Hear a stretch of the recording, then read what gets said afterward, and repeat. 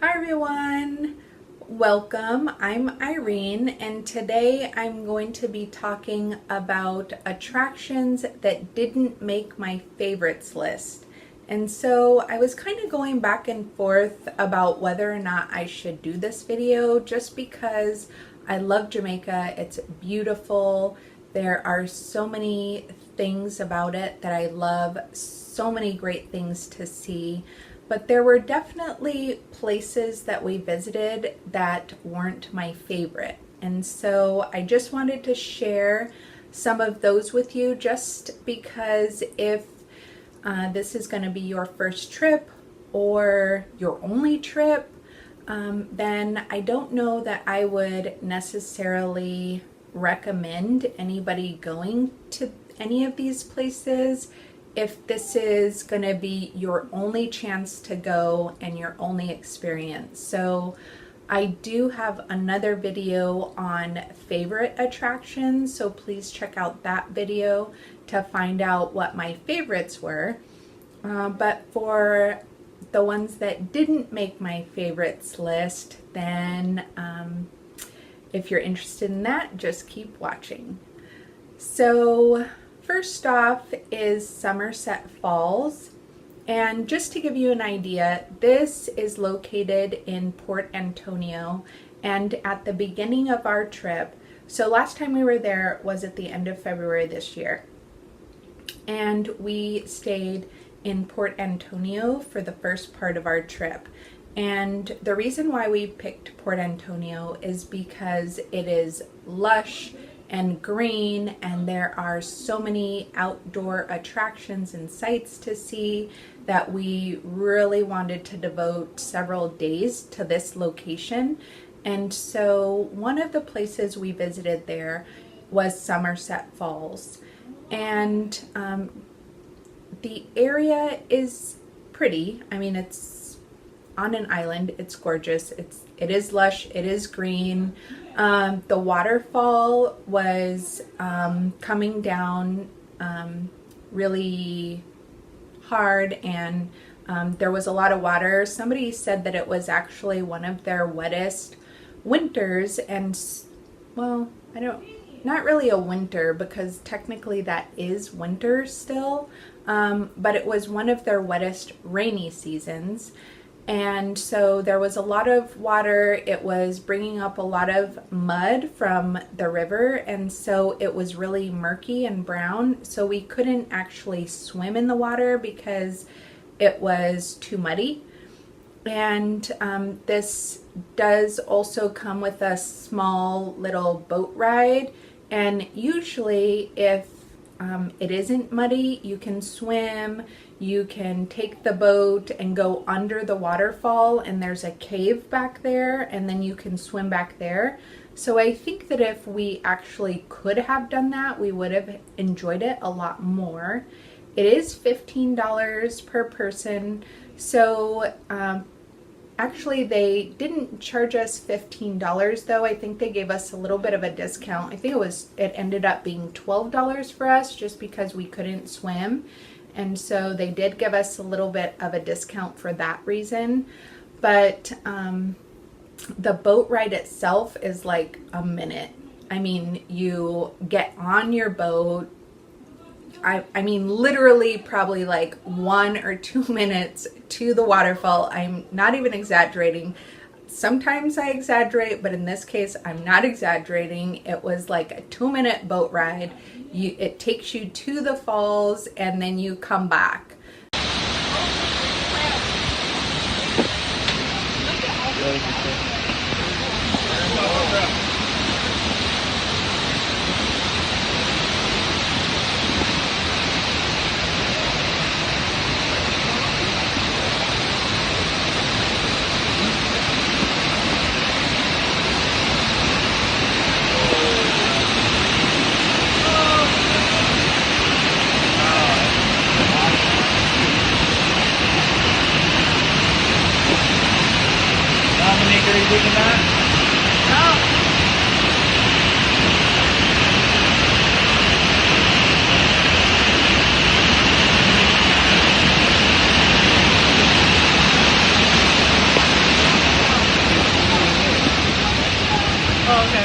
like I said, if the water wasn't rushing, then we would have been able to go underneath the waterfall, and that definitely would have been a better experience, and also been able to swim.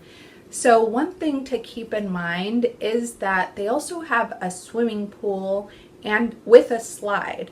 So if you are prepared for that, you can bring a lunch. They also have a bar that you can order drinks. It was closed on the day that we went, and I don't know if it was because their boat wasn't really taking people back and forth, or if it wasn't a cruise ship day. I'm not sure why it was closed, but it was.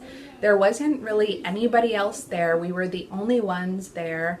So it was very quiet. We had the whole place to ourselves, which would have been great had we known that there wasn't going to be the ability to swim in the river.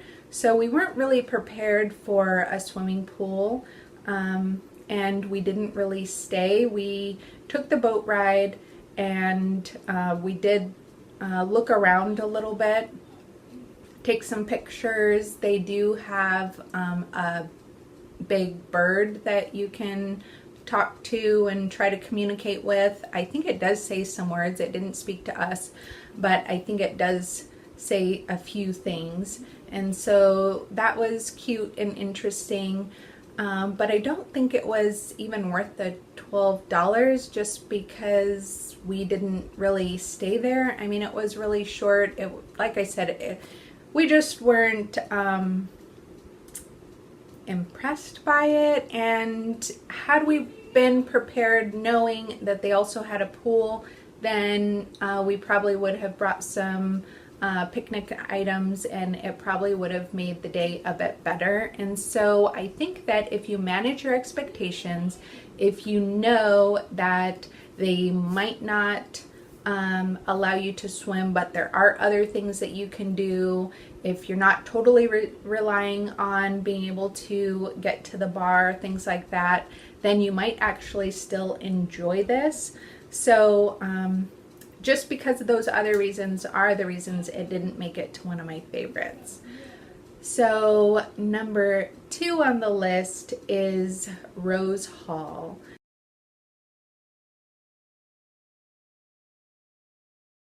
So we have gone to Rose Hall a couple of times. It is a mansion that is supposed to be haunted, and so I am a fan of haunted locations, so that's why I really wanted to go there. It is really interesting to hear about the history and to look around, but it's $20 a person. I didn't think that looking around was worth $20 a person, just because while it's interesting, it just didn't feel like $20 was a good price. If it was $10, then yes, it probably would have made it to a favorites list. So this is really just about the price and not feeling like it's really a good match with what you get. So, and also, again, I've been to this attraction twice. So the first time it was just my husband and I. We thought it was great. Actually, we were also with my sister and her husband, and they enjoyed it, and it was fun. We didn't have any ghostly encounters, so a little bit disappointed with that. But I think, if you go to this one time, that's enough, in my opinion. So I don't want to be negative. Again, I really love Jamaica. I love everything about it almost, and so it kind of pains me to have a not favorite list. That's why I was going back and forth about it. So just keep that in mind. This is sort of painful. So next is the Johnny Cash house. So this one is a house right behind Rose Hall. I think it also is supposed to be haunted, but it is a vacation house for Johnny Cash. And I don't know about any of you, but I am a fan of Johnny Cash. My mom is a fan of Johnny Cash. We grew up listening to his music, and so when we heard that they were going to be opening his vacation house for tours, then we really needed to stop by to see it. And this last time when we were visiting, my mom was with us, and so that's why we went ahead and booked this tour. It's also $20 a person. You can go onto the Rose Hall website and book the Rose Hall tour or the Johnny Cash tour, or both if you want. And they also do the Rose Hall tour at night because, again, there are some like hauntings, or I mean, it's supposed to be a place that is known to be haunted. And I know there have been other like shows that are devoted to like finding ghosts. I don't know, like ghost hunter type shows that have been done there. So if you are interested in that, you can do a nighttime tour, which I think makes it a little spookier. So anyway, getting back to Johnny Cash. We did go to that one. It's also $20, like I said. And you look around his house. It is interesting. They tell you a little bit about him and when he stayed there, but not a lot. So I was a little disappointed with that,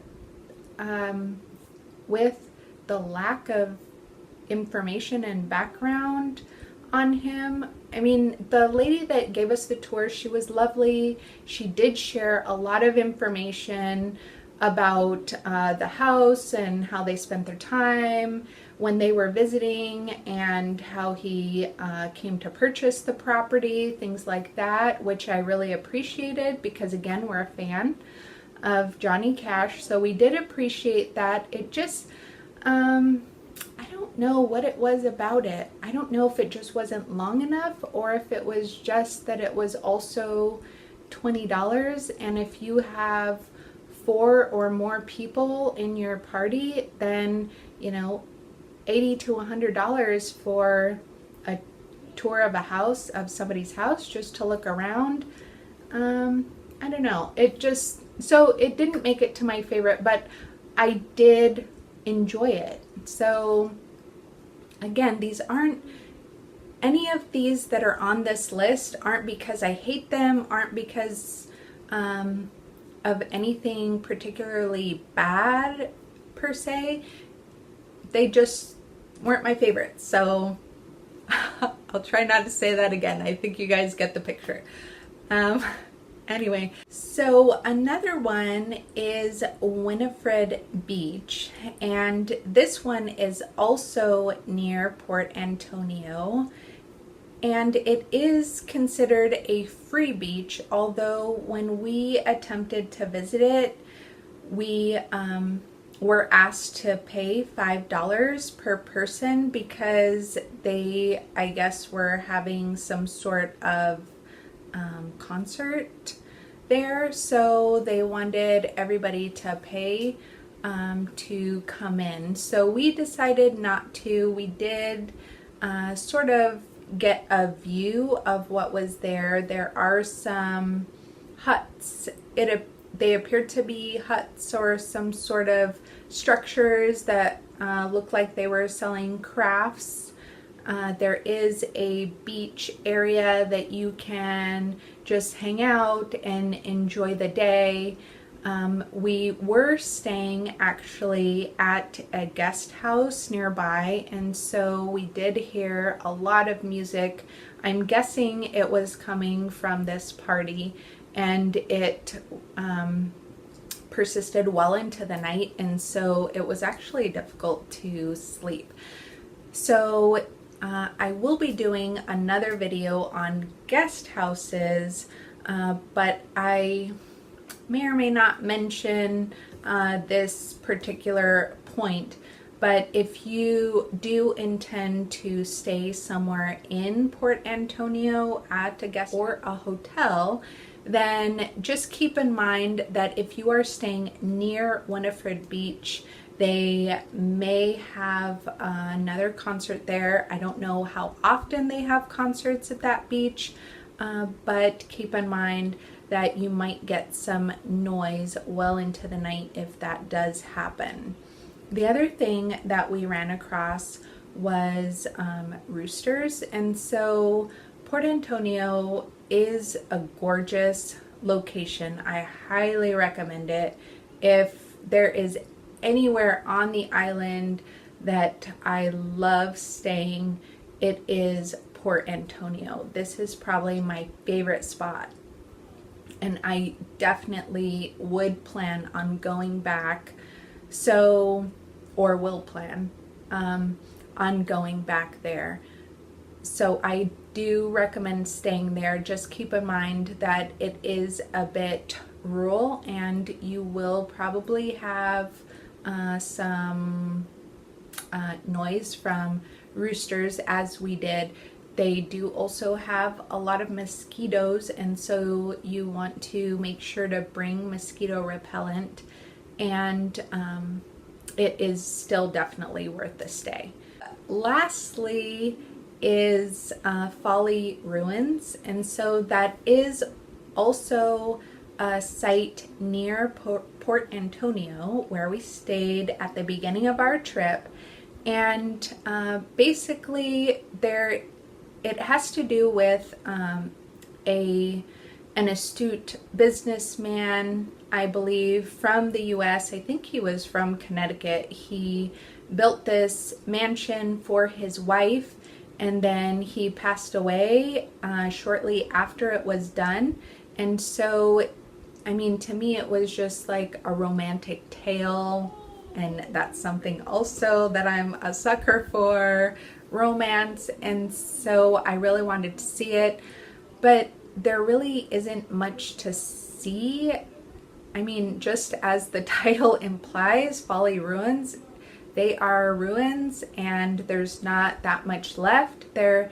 I mean, you can tell it is a mansion or a building of some sort. And you can sort of make out what the floor plan is. But it is a little bit off the beaten path, not too much. I mean, it's, off of the main highway. It's on the ocean. There is a cliff, so if you have little ones, definitely keep your hand on them, because even though the actual ruins are fenced off, there is like the path to get there that is not fenced, and then the part that has the cliff is not fenced. So keep an eye on your children if you have them with you, if you do decide to check them out for yourself. We tried to get down to the beach, and there is a path that you can take to get to the beach. There is some climbing over tree limbs and getting, a little bit of, climbing over debris. There is some trash around on the actual beach after you get down past the ruins.